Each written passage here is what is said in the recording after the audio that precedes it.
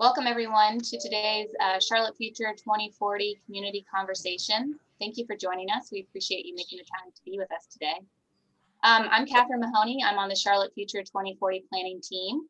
Alicia Osborne, our project manager, is with us, as well as a few other team members. Zania, Alberto, Maddie, do you guys mind coming off and just waving real quick so everyone knows who you are? Thank you.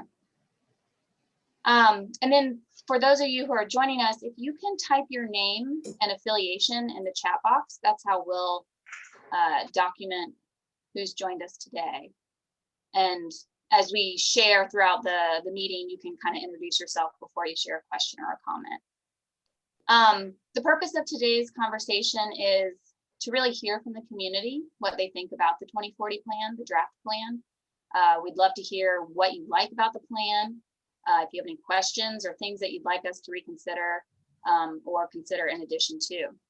So I'm going to share a video to kick us off. It kind of introduces just a broad overview of the plan and what's next, and then I'll open up the floor for questions. Okay. Let me share my screen. Charlotte is America's Queen City, a diverse community that continues to experience rapid growth. Yet many communities in Charlotte have not enjoyed the benefits of thoughtful planning. Without a citywide plan for growth, these communities are often passed over for valuable investments and policy support, creating inequities and a lack of balance. The Charlotte Future 2040 Comprehensive Plan is taking a new, community-driven approach to guiding growth in all of Charlotte's communities by focusing on 10 types of places unique to Charlotte. Planning the right mix of place types so all areas of Charlotte have a variety of places to live, work, and play can help us ensure equitable growth over time. Input from diverse communities has helped us prioritize access to quality housing, employment, services, and amenities for all residents. So, what happens next? We need as many people like you to provide feedback on the draft plan. A plan including community comments will be adopted by City Council.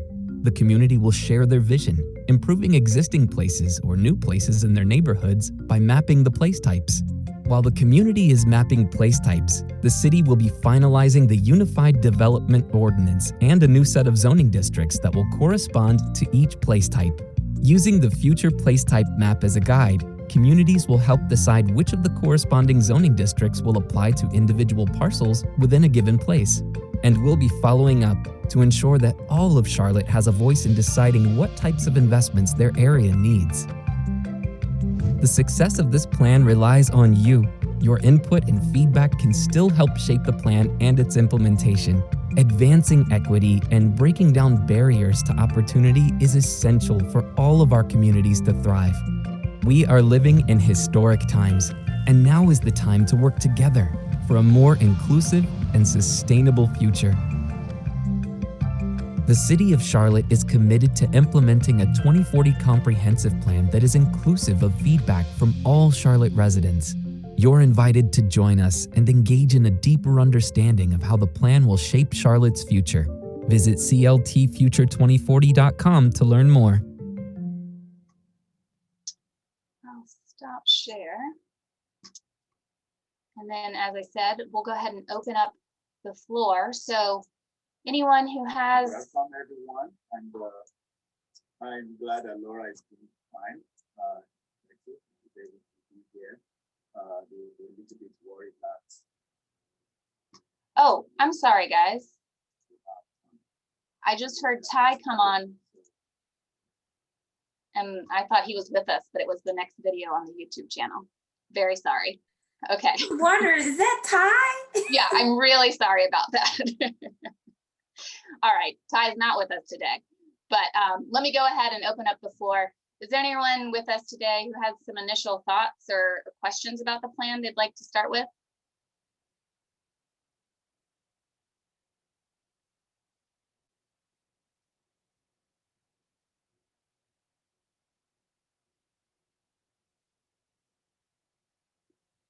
Nancy, were you going to come off mute? Well, I was just going to ask, where can I get a copy of the draft plan? Yes, ma'am. We have several, well, the online plan is available. The plan is available online, and Maddie will send a link in the chat box. We'll also have some distribution of the plans later this week. Maddie, Maddie, do you have a list of those locations that we'll be at this week? I know we'll be at Steel Creek tomorrow and West Boulevard on Friday. I can pull those. We can also mail it to you. If you want to email us your address, we can mail a copy to you as well. Okay, I was on the virtual open house last night, but I didn't really see it. So maybe I'm looking for something that is not what I think it is. Is it a written plan? Yes, ma'am. There's Okay.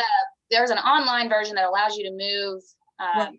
dynamically throughout the document, but there's also a PDF version as well. Maddie will share those in the link. The PDF would be great. I see a link here. Let me go there. Okay. Okay.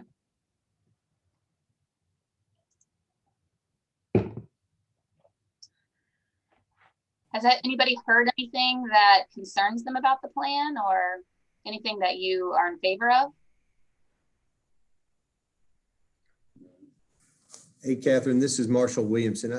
I was curious about one thing, since we're looking for questions. A couple of years ago, we passed a height ordinance. And I was curious if that came into the conversation relative to trying to find density in various places. Is there any recognition of the height limitations in some areas and whether or not we might do away with some of those? Yes, so we're dealing with height limitations, both enforcing and doing away with them conceptually at the place type level in the comp plan. If you review, I think it's section 3 of the plan, the different place types provide guidance on how tall structures should or shouldn't be within that place. And then that'll be codified in the new Unified Development Ordinance, which is due out later this year. So we are thinking about it and adjusting it in places where we want more density and enforcing it where we want to maintain the existing character.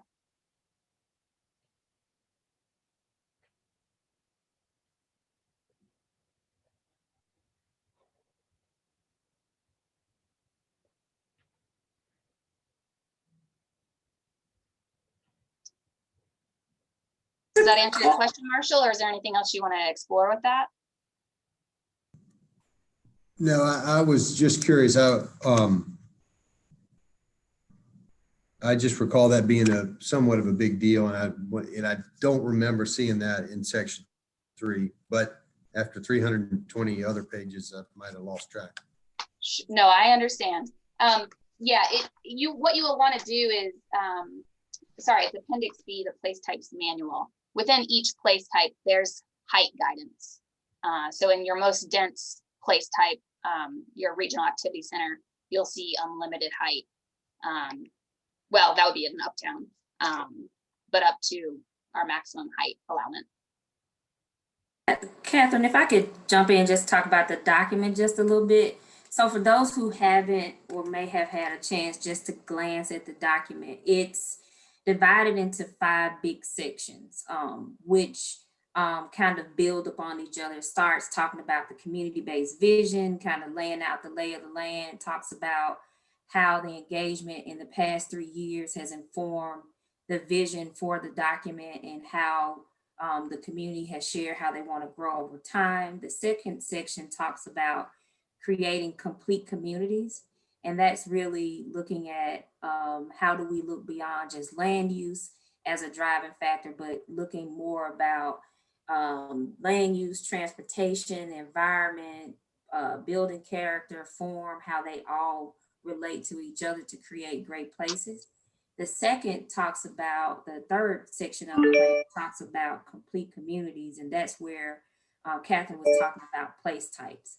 And that's a new way of looking at creating those complete communities that we all want to see, and using a new tool that takes a comprehensive look at creating neighborhoods and places for businesses and other uses and jobs and employment and those types of things. And then that fourth section in the plan is the implementation section. And that talks about how we're going to get these things done and the various steps over the next years to do that. And really lays out the short-term actions, kind of prioritizing. And then it talks about how the plan will be updated over time, all those kind of nuts and bolts of the process moving forward once the plan is adopted. The plan document in itself is 180 pages. The rest of it is the appendix. So that's supporting information like the glossary and acknowledgements and some other things that if you want to venture into that part of the plan, you can. The average plan document like this is about 600 pages.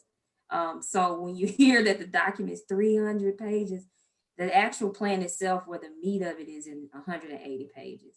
And it's over 50 graphics and images. So it's really illustrative.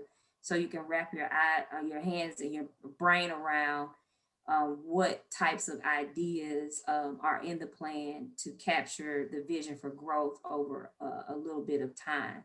So there's a number of ways to look at the plan. It's an e-plan. You can provide your comments directly onto that document.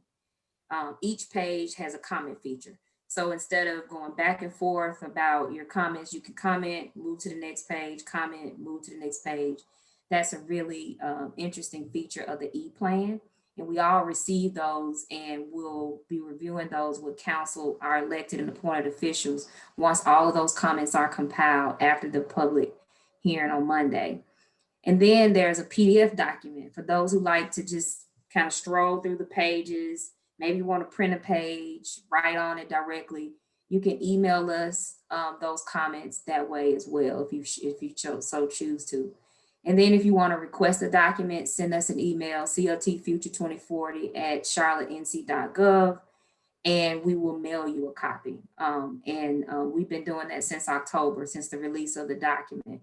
So there's a way for you to get it multiple different ways.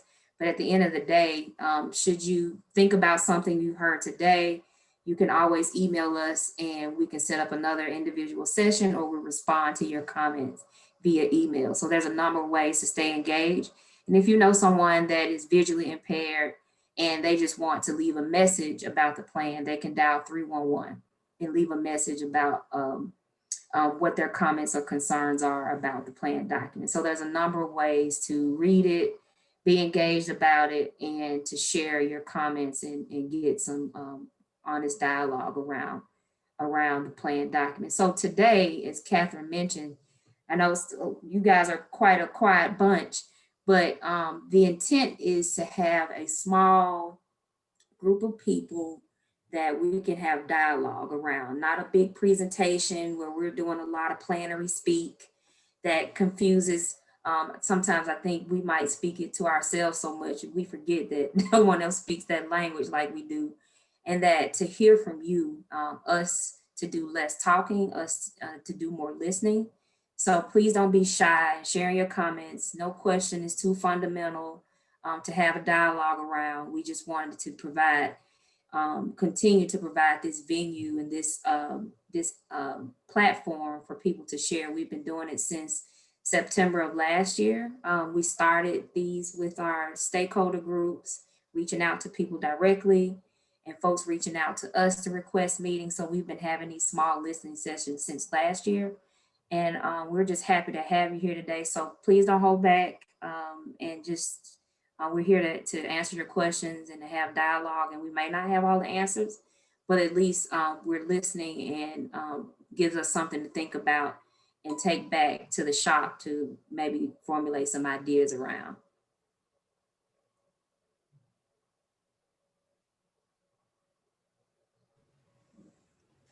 Oh, you have your hand up?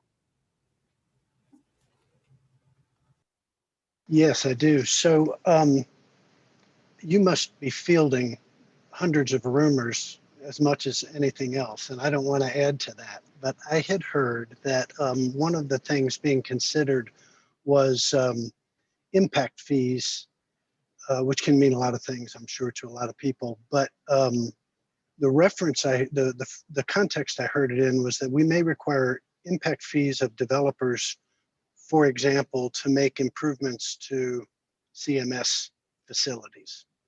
And so, historically, I'm accustomed to that being done via sort of a bond referendum, engaging, public sentiment rather than a government imposed fee. Is there any truth to that? And is the example I'm using like the most extreme possible example? Thank you. Thanks for the question. The plan does reference impact fees, but what I'd like to set the stage with is that this is a 20-year visionary plan. And so we start with what we want to be, and then think about a range of tools that we could possibly try and implement over time. So the impact fees are something that are mentioned in the plan as a tool that we could explore. We know that, we would have to get permission from the state legislator to, enact that. But it is something that over the next 20 years, knowing how much growth is coming to our community and how complete we want to be, it is something that we'll explore in the future. Alicia, can you comment on whether the CMS example is an extreme example? About requiring impact fees for CMS? For CMS. So, yeah, so in that recommendation within the plan, what came out of the fiscal impact analysis that was done as part of the plan process. I know there's been some discussion about there needs to be a fiscal analysis or economic impact analysis, but you typically do a fiscal impact analysis when you're talking about land use policy and the impact that those decisions might have on your operations, like just a simple way to do it. And one of those considerations was impact fees, and it did one for the city and the county. So the CMS was considered as one of those aspirational tools to include in that, but we didn't go into a whole lot of detail about what that legislation would look like, just simply to say we'll explore it over time, if that makes sense. But thanks for your question, Phil. Thank you. We definitely want to try and hear from everyone today. So Phil, do you have a follow-up question or? No, Okay. Not right now. Thank you. Okay. Lee, hate to call you out, but your camera's on, so. So yeah, that's one of my, thanks, Catherine. That's one of my pet peeves for all of these is anytime I have one of these where I get to host, I tell everybody to turn on your blinking camera. I want to see that pretty face. Today, I want to see if you wore green because it's top of the morning to it, So Lee, I'm president-elect of the Canopy Realtor Association. And so we're really focusing right now hard on affordable housing, finding ways to bring folks along, figure out ways to do that. Phil sort of brought up a thing, and it always scares us when you hear about impact fees because everybody thinks the developer takes and owns that fee, but that fee is absolutely always passed to the homeowner, to the new person or the tenant or whatever that is. It just is, and there's no way to sort of get past that. But one of the things I read through the plan that I was really trying to get in my noodle was to help understand, I call it the conflict that happens when you try to build 10-minute neighborhoods, which we love. I think that's a great idea. I love the ADU plan, right? The accessory dwelling units. We're in complete support of that. But then that flies in the face of maintaining or enhancing, Phil, nice cap. It really flies in the face of trying to enhance the tree canopy that we already have. Because as soon as we go say, I need 10-minute neighborhoods, well, then I'm going to need this and need this and need this. I got to develop that somewhere. Trees have to come down for that development to happen. And then we make a few sidewalks wider. Well, every inch I do that takes a tree. Those are those conflicts that how you figure out you can navigate that. Well, I would place types and the call or the requirement for open space in a lot of our place types is, I think, one way to revise that conflict.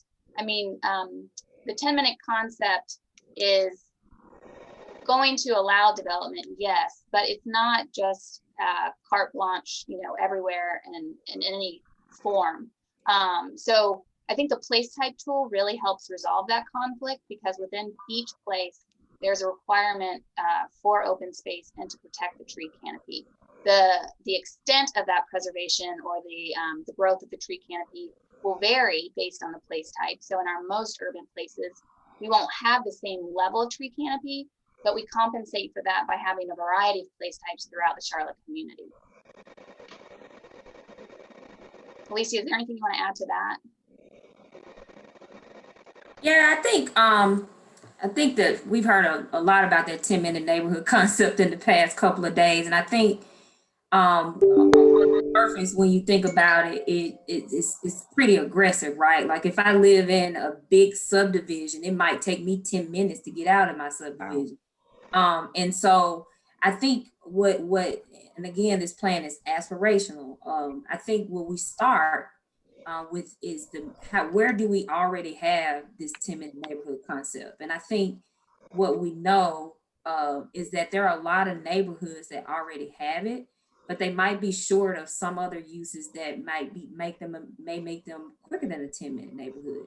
And then there's other parts of the community that might be shy of a sidewalk and might be shy of some use that will help them to get to that place. But how might we start to direct investment into those places where we can help them to get to that 10-minute neighborhood? So that's via sidewalk, possibly a bike route or a bus route or a park or drugstores, those types of things. So we're being intentional about our land use decisions and our investments. But again, I stress that this is a 20-year document. It's envisioned to be a living document that we'll revise and revisit and monitor and pivot when we need to. But it sets the goal, not to say that everywhere will be that neighborhood, but aspirationally we'll get there over time.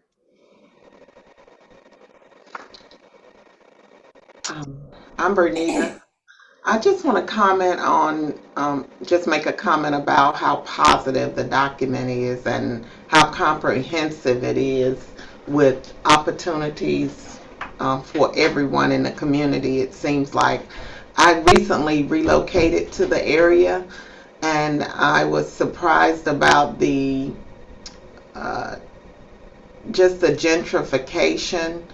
And I love the idea that this document addresses the vulnerability of those people who are being displaced, and that there will be solutions for it. So I want to be able to volunteer to help be a part of that solution with this group in any way that I can.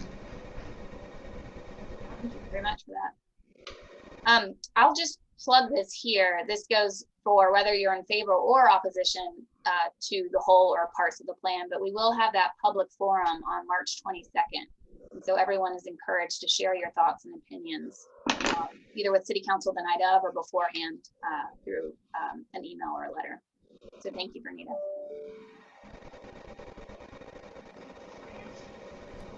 I have a question, actually, and I'll be honest and say that, so now I have the PDF, I'll be able to really read through it more so. I think I've heard bits and pieces here and there.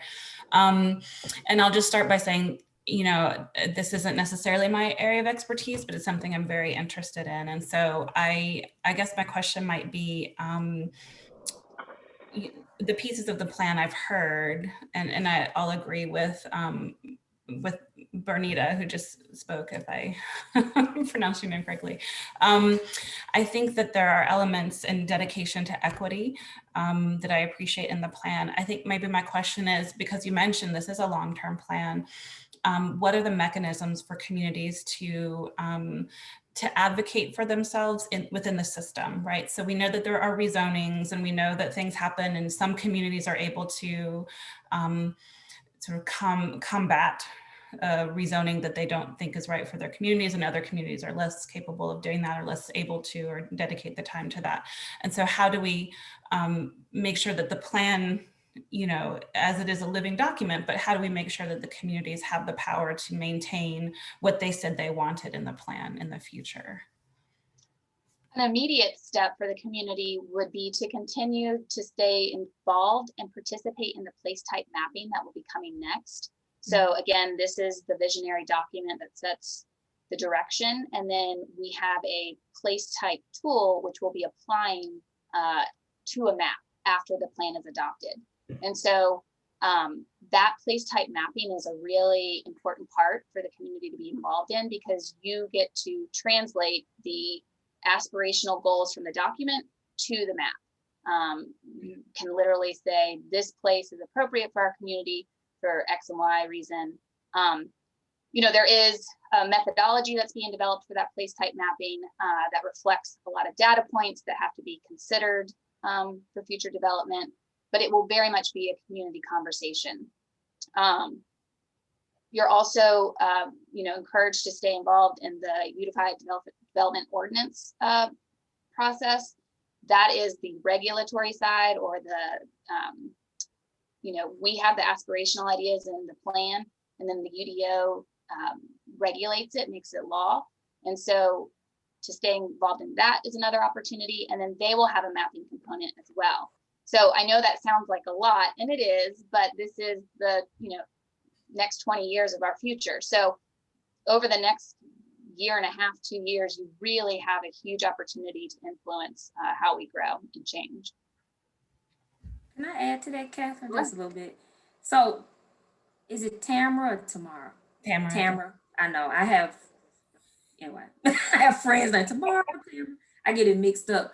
But it breaks my heart that when I hear our community say that the rezoning is the only way that they can have a voice. It breaks my heart, because by that time, there are so many decisions that have been made, and the community input is about that much of that whole process. Yeah. And so what we've tried to do in this plan, and as Catherine laid out kind of the real technical parts of it, and what we're trying to do with this plan is just turn our engagement process around planning in Charlotte on its head. Mm-hmm. That planning, community engagement is ongoing and continuous in every step and everything that we do. Mm-hmm. And that, so when a rezoning process happens, you're not trying to figure it out. You know how and when to be engaged and what that really means. So this process today, the comp plan itself is trying to change that. And then the next couple of years, and some things we're introducing around community benefits agreement. There's a little bit of controversy around that, whether it's legal or not. But it's something that we think the community wants to have.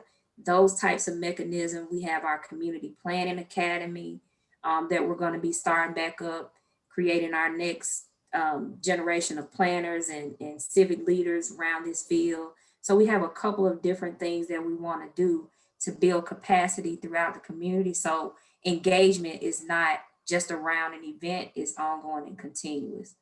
So you guys being here today is helping to change that whole landscape, and we thank you for it. Bill has a question in the chat. Catherine, you want to take a stab at it? Phil would like to hear about how the plan may be able to manage gentrification. That's been hard to watch, and I've not heard many ideas about it yet. You know, what spurred that was, is it Tom Hanchett, the historian? He came to our office and he was educating us a bit on how zoning has influenced development patterns over the past. And he was sending a message of optimism for the future. Mm-hmm. But I asked him, is there any way to manage or control? I don't mean to imply gentrification is always bad, but it's a little hard to watch sometimes. And I've never heard good ideas. Of course, I don't live in the planning world. What are some of the thoughts about how we might address that? So Tom Hanchett was part of the kickoff process for this whole plan, and he actually led and helped us create this whole equity atlas. Like, in order to learn how to do better moving forward, we have to understand the past and really just put that up to the forefront of the conversation and say, how has our past land use decisions got us where we are today, particularly around inequity? and land development. And so a lot of the first part of the plan talks about that and really informs some of the policy that's in the plan. And so gentrification, which is a really hard word for me to always use, it is the rapid change of an area. And you can't really manage it or stop it, but what you can mitigate and manage is displacement. And so what the plan does is it does a couple of things. One, it establishes an equitable growth framework that says, as we consider our land use patterns and land development decisions, how do we do that with impose an equity lens? What are our areas of greatest needs? What are our areas of vulnerability in terms of our vulnerable populations by establishing a vulnerable to displacement overlay? And how might we invest in those areas to mitigate that displacement? And so through place type mapping, that is how we would apply that thinking or those policies around mitigation of displacement. What we do know and have learned that a lot of our capital investments, big projects like light rail and some of our major roadways have caused rapid change and displacement right next to them. And so with our CATS, our partners at CATS and our transportation folks that make these major investments, they're looking at equitable development around those investments. How do we get in front of that displacement and think about affordability for residents, businesses, and equity around placemaking and those types of things that help retain and protect the character and the people of those areas where we invest as a city. And so that's already happening with our Silver Line planning. They're looking at equitable TOD, that's in the plan as well. ETOD is what it's called nationally. And also around the recommendations for increasing housing diversity and inclusion in our neighborhoods. It's not in there as explicit as it needs to be, but we're looking at being stronger and adding language to the plan that's really clear about anti-displacement strategies. We want to grow, but how do we retain the character and the residents in these vulnerable populations? But Charlotte's never done it before, so the plan establishes those metrics for where these vulnerable populations are and how do we support them in the future. So each year we are measuring, monitoring, and directing our investments and strategies to protect those areas, being more intentional about it. And so it's dispersed about the plan, but what we've been hearing from the community, it needs to be clear. This is what we're going to do.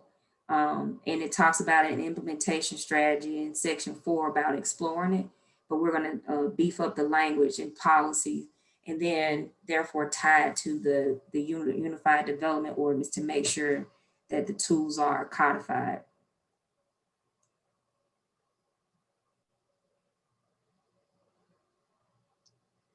There's a question from Marshall in the chat asking if you have buy-in from some more active groups such as Dilworth Homeowners Association. In the past, they've been forceful at not allowing zoning for density. What happens if the plan goes against what the association desires for their particular neighborhood?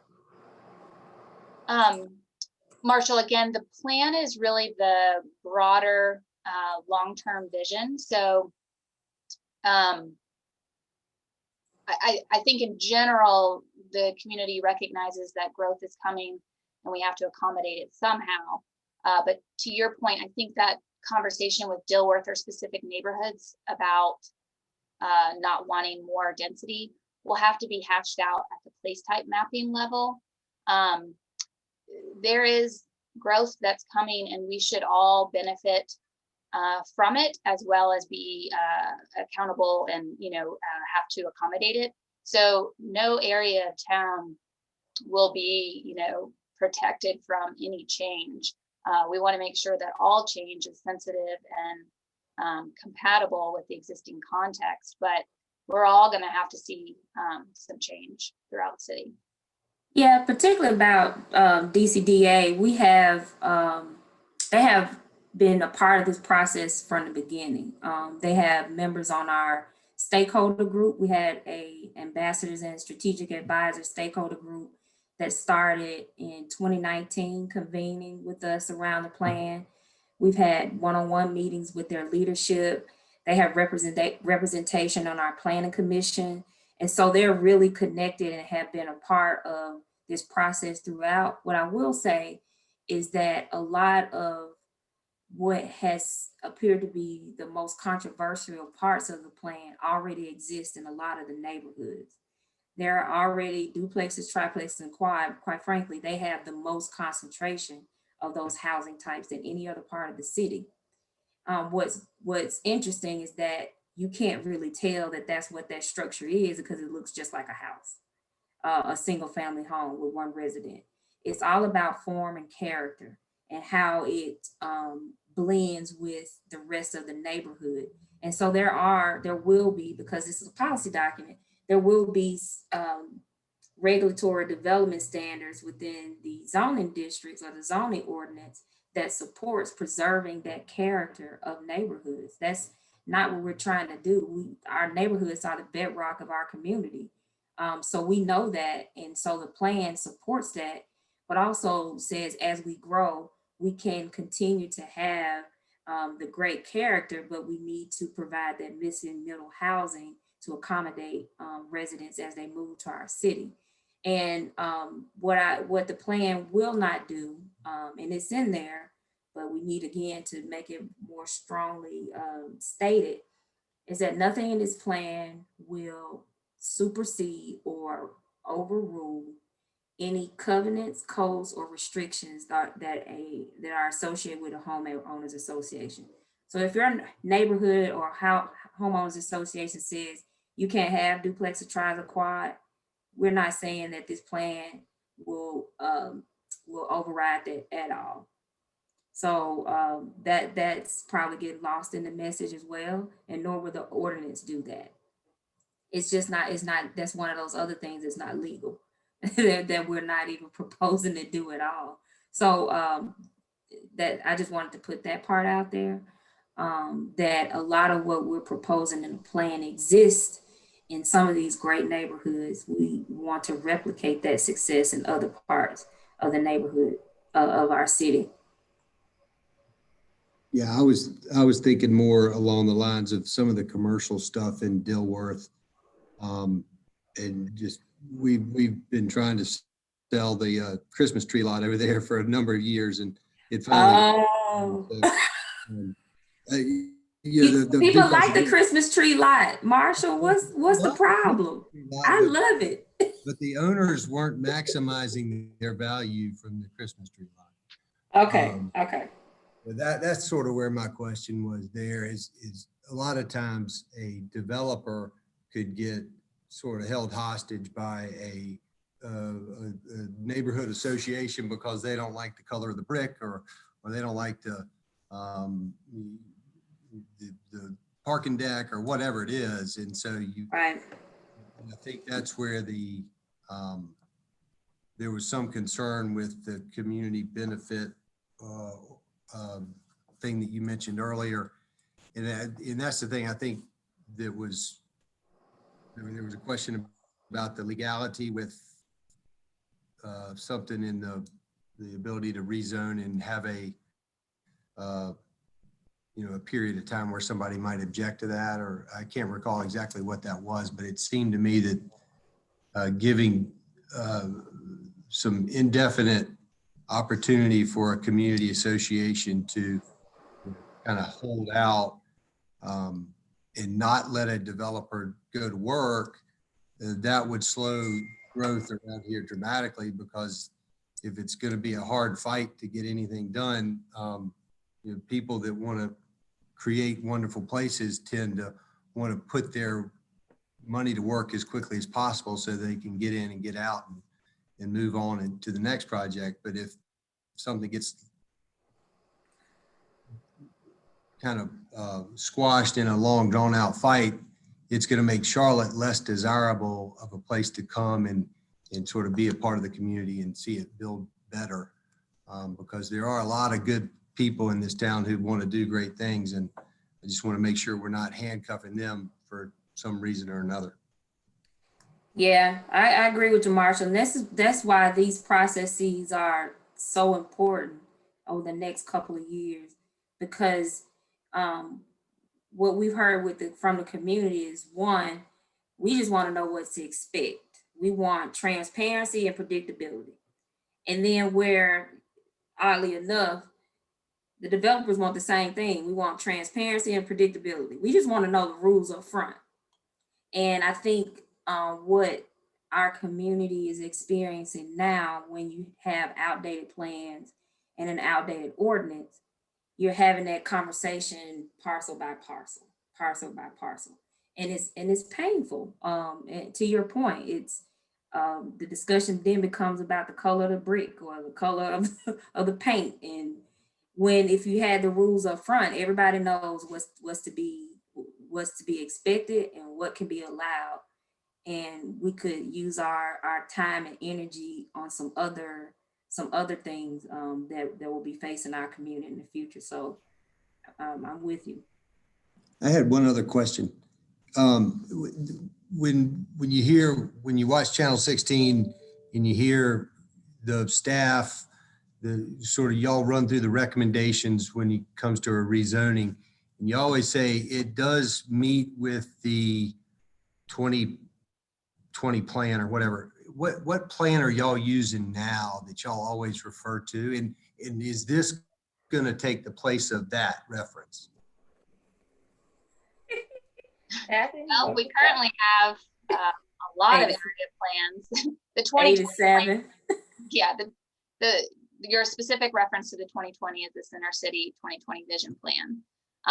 There are also 86 other small area and transit plans that each rezoning petition has to evaluate whether or not it's consistent with the adopted vision for the area.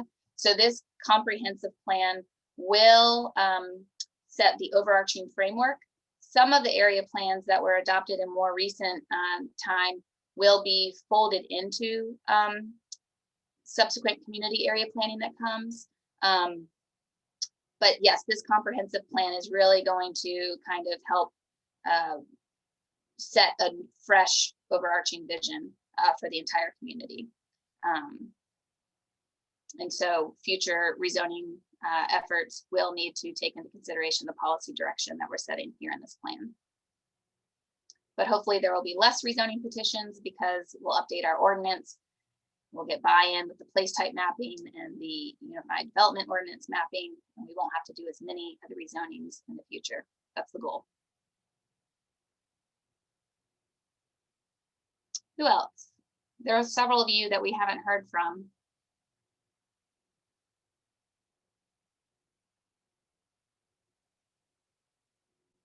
Matt or Philip, or I'm sorry if I mispronounced your name, Lukitma. Again, you guys have your cameras on, so you're easy targets. Hey, this is Lute or Lute Toluca, as you pronounced. But no, I don't have any questions. I believe my asking to do is to read the plan.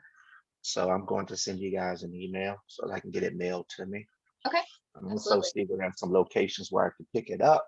If one of those locations was, but I think a library, yeah. If one of those locations was a library located in Uptown, then I would run by there.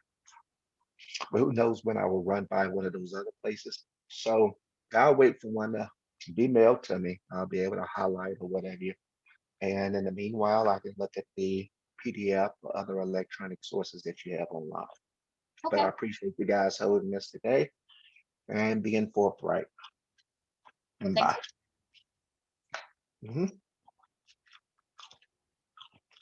Matt, Philip, do you guys have anything?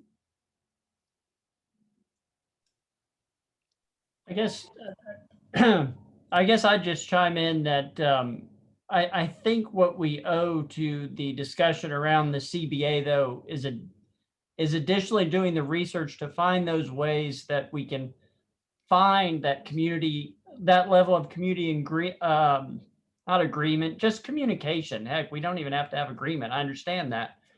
But so that the communities are participating on those areas where the plan may or may not be the right fit for that area. I hope we do a perfect job of mapping all of this. But the reality is we won't have all of that worked out. But maybe with the CBAs helping encourage that level of communication, we might not ever you need to execute a CBA because we will have the developers and the community resolving some of those potential rough points where the plan may not be able to anticipate any of the conflict and whatnot. And remember, it's just put in the document as one of the tools we might be able to use. It's not, we don't have a way to execute it, obviously. There's questions about legality. I see the CBA specifically even as just being a tool for getting the communities and the development areas having that discussion. Hopefully not picking brick colors. I really don't want to get into that, that's for sure. But to speak to that one point, otherwise, thank you, staff. This is very helpful. Yeah, I mean, to your point about the community benefit agreements and allowing that conversation with the community on a more specific case or development project, as we described earlier, I just want to mention that, you know, we have the comp plan, the place type mapping, the UDO and the UDO mapping ahead of us. But part of the comp plan is to update and to update our community planning process. So there are a lot of parts of the city that don't have updated plans. Some of them are from the 80s or 90s. And so this process is going to be establishing how we update and stay current in the future. We should be touching every part of our community on a regular basis after this.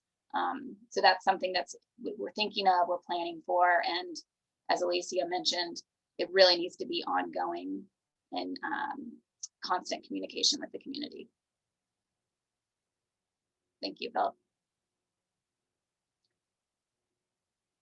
All right, we only have 10 more minutes, so please, anyone who has any burning comments or questions, your time is running out.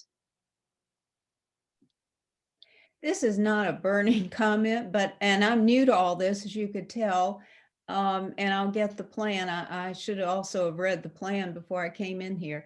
But can you tell me that in the formation of the document, did Charlotte visit other cities? Are there some things that other cities have done that contributed to some of the aspirational part of this document?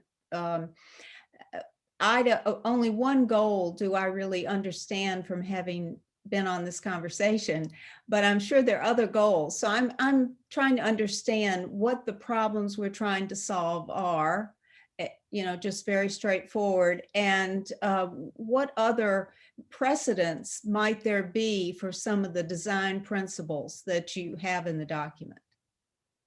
That's a good question. Thank you, Nancy. We have absolutely looked at other communities and studied the best practices across the nation. That's a lot of work that was done before this comprehensive plan process started. We've known that our system could use improvement for a while. And so as part of our responsibilities as planners, we're always looking out at what's being tested and tried in other communities. So there's been extensive research, and what's reflected in the plan are really the best practice policies across the country for helping to improve our affordability housing problems, for ensuring economic opportunity for current and future generations, for improving our transportation and mobility problems, as well as ensuring that we grow healthy and sustainably. So those are kind of like a quick overview of what we're trying to accomplish with the plan. And we've absolutely looked other places. One thing I like about the plan are there some examples called out throughout it about what's being done in other communities and how it's a viable tool for us to consider. So you'll kind of see some of that peppered throughout as you look at the plan. And then also our consultants, MIG, they work across the country and have really helped develop some of these best practices in other communities as well. So I wish we could take credit for every idea in here, but that's not the case. We've definitely learned from others. Thank you for that question.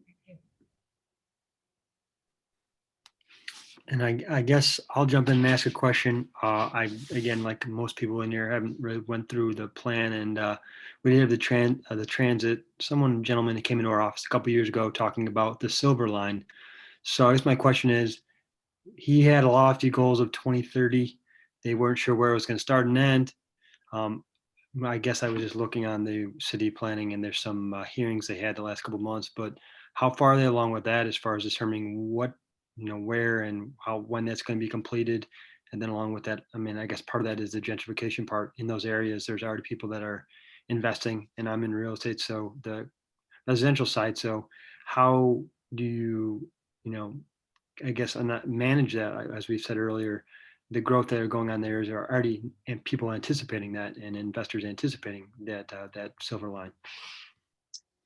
So the Silver Line process, the design and development of that is underway, and they are very closely working with us and us with them. So all of these major initiatives that are going on throughout the city and the county are definitely working together to achieve that common goal. And so for specific, with the Silver Line, the goal is to improve our mobility options and also make sure we're not displacing people, as well as accommodating growth in a smart way. So the policies within this plan support the development of that. As Alicia had mentioned, there is a reference to equitable transit-oriented development.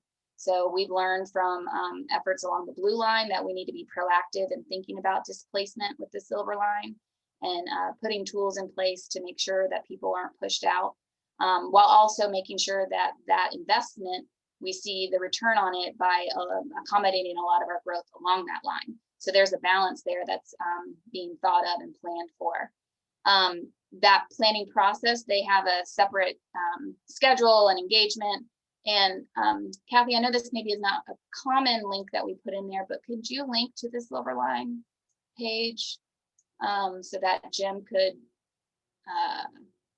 kind of plug in there and get involved in that? I think they have a series of workshops coming up this summer. Yeah, they had some videos as well, it looks like, from recent hearings that they had. I haven't been able to obviously watch them yet. I was just kind of perusing while we were talking here, but something I could obviously check out and understand a little more. And there's certain like sections, I guess it has there where they talk about certain focus areas. Yeah, so the focus areas, they're transit station areas. That there's so many interconnected decisions that are happening between them and us. Our land use recommendations will influence their station infrastructure. We have CDOT at the table talking about the street network that needs to plug into each station. And then we have a design component thinking about, how you allow growth and development within a contextual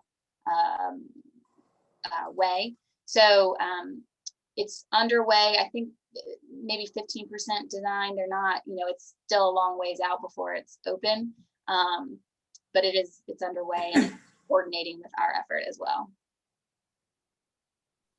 Thank you. Jim.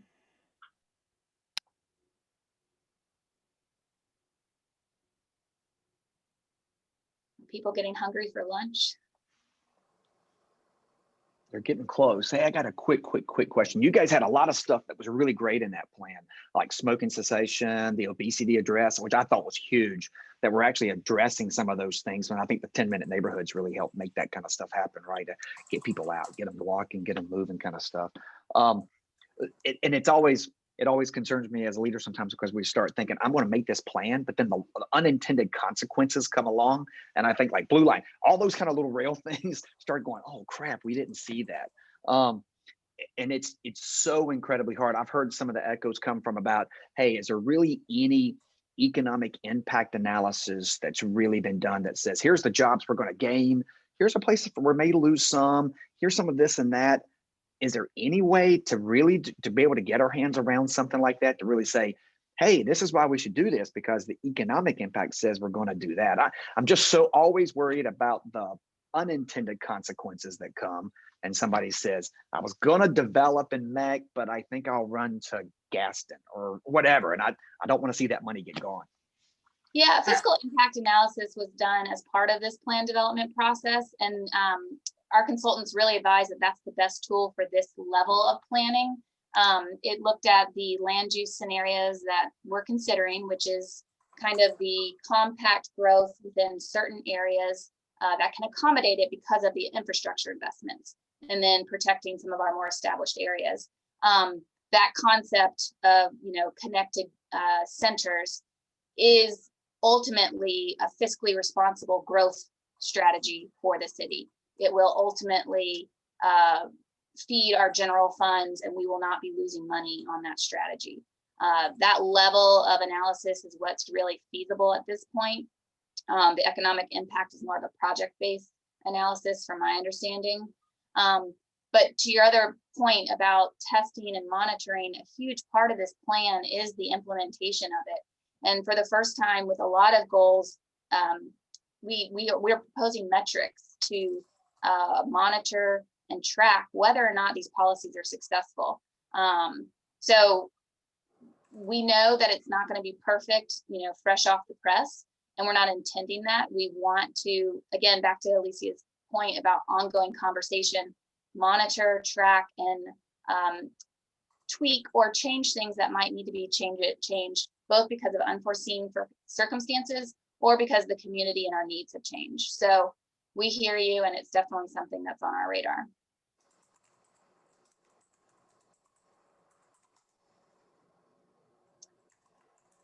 All right, well, Kathy, I'm sorry, Alicia, is there anything that you'd like to say? Any kind of closing comments? Feels like we're dragging things out of people at this point. But I don't want people to feel like this is the last time we have to have dialogue or conversation. As we mentioned, we started this process well before 2018, but officially in 2018. Please visit our website to look at our past engagement. There are summaries of what we've done. You can take your time. If you have any questions or anything, feel free to email us. I think that address is in the chat. If not, it's cltfuture2040@charlottenc.gov. You can always reach out to us, and we can schedule a one-on-one, or you can just email us your specific questions for us to answer. That's just how we operate. So it's not a new thing, but we just want to make sure you guys know we're available to discuss any part of the plan or to hear any of your concerns and answer any questions. So thank you for taking time out of your noonday. This works for a lot of people, but we also have evening sessions as well, as we've been kind of doing this since last September. So thank you again, and we will definitely see you soon. Thank you guys so much. Really appreciate your help. Thank you so much for joining us. Have a great day. Thank you. Thanks, y'all. Thank you. Thank you.